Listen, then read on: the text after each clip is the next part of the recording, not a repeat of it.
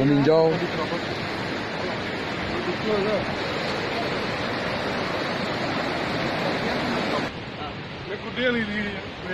Saya melapor, belum.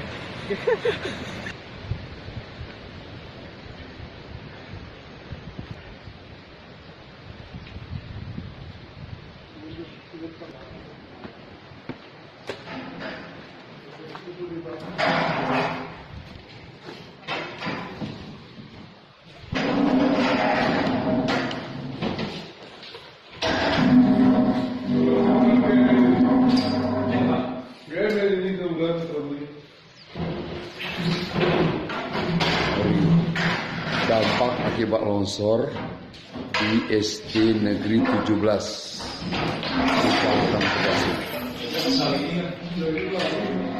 Langsung ditinjau oleh